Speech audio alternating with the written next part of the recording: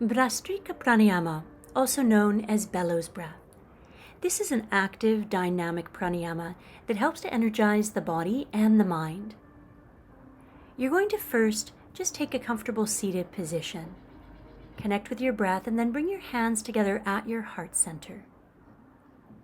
Draw your palms to face forward, bring your thumbs inside your palms and wrap your fingers around them. Inhale, draw your arms up, opening your hands, and then bring your elbows back down. You're going to do this 3 times. Bring the elbows down, and then as you inhale, bring the hands up.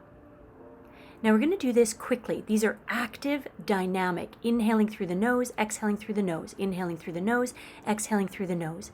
And you're going to continue this way. I'm doing them for 25, but you're going to begin with just a few. First, get comfortable with the pranayama, and then begin to increase the speed and the numbers of breaths that you do. And then bring your hands back together at your heart. Namaste.